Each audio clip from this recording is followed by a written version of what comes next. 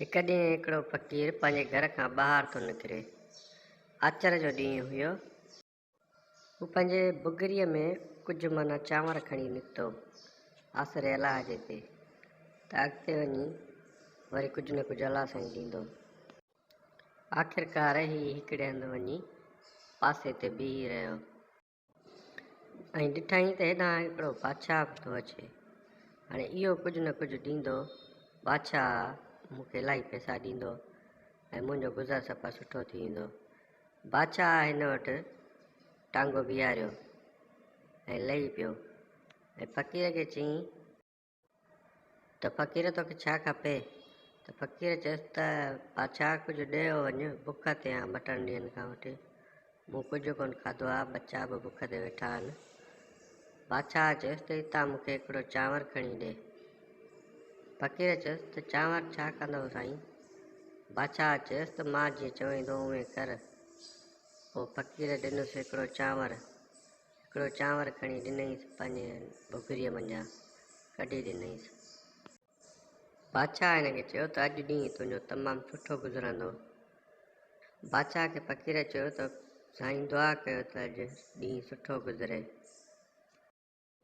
फ़क़ीर सोचियो त हीउ बादशाह मूंखां चांवर छो थो घुरे, हर हर चए थो मूंखे चांवर ॾे, चांवर ते ज़ोर थो रखे। मां चांवर हिन खे न ॾियां, अलाए छा कंदो, अलाए पढ़ाई कंदो, अलाए छा कंदो, मां कोन थो ॾियां।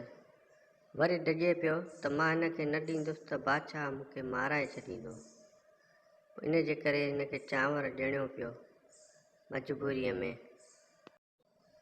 फ़क़ीर परेशान थी वियो, जे चवणु कयां थो त मां बुख ते थो मरां ऐं जे नथो चवणु कयां त बादशाह मूंखे छॾींदो कोन। इन जे करे हिन हिकिड़ो चांवर हिन खे ॾिनो बादशाह खे। बादशाह चयसि त हाणे तुंहिंजो ॾींहुं भलो गुज़रंदो। इहो ॿुधी फ़क़ीर हैरान थी वियो त आख़िरकार कीअं मुंहिंजो ॾींहुं भलो गुज़रंदो, जेको मूं वटि हुयो उहो बि वठी वियो। पोइ घर आयो, घरवारीअ खे ॿुधाईं सॼी ॻाल्हि करे। घरवारीअ चयसि त चांवरनि में हिकिड़ो तुंहिंजनि में सोनो चांवर आहे, इहो किथां आयो? त फ़क़ीर चयो त मां इहो चांवर हिकिड़ो त मूं बादशाह खे ॾिनो, उन मूंखे माना सोनो चांवर करे ॾिनो। हाणे मां छा कयो, मां त सभई चांवर ॾियांसि त मुंहिंजा सोना थी वञनि हा। पोइ मूं त छा कयो, मूं त पाण सां ज़ुल्म करे छॾियो। मूंखे बादशाह चयो त मां दुआ कंदोसीं, तूं परेशान न थी, तोखे सभु कुझु मिली वेंदो। पर मां सभु चांवर ॾियांसि हा, मूं त हिकिड़ो ॾिनोमांसि त हे चांवर हिकिड़ो सोनो थी वियो आहे। जे मां इलाही चांवर ॾियांसि हा त मुंहिंजा इलाही चांवर सोना थी वञनि हा।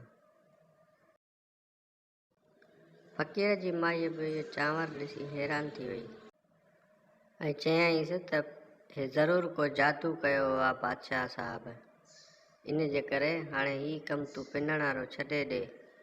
फ़क़ीर चयसि त पोइ मां छा कंदुसि? फ़क़ीर खे चयईं तूं हक़ लाल जी रोज़ी कजां, महिनत जी मज़ूरी कजां। फ़क़ीर हिकिड़े ॾींहुं दिलाक पाए पियो ऐं पिनणु छॾे ॾिनई। सोचे पियो, चए पियो माईअ खे त हाणे बसि मां हक़ लाल जी खाईंदुसि, बुख ते वेहंदुसि, बाक़ी पिनंदुसि कॾहिं बि कोन। हीउ दिलनि जो वापारु कंदो, उन में हिन खे तमामु घणो फ़ाइदो पियो ऐं हे ख़ुशहाल थी विया, घर में बरकत पइजी वयनि ऐं कारोबार में बि फ़ाइदो पियुनि। ॻोठ जा माण्हू बि ॾाढो ॾिसी ख़ुशि थिया।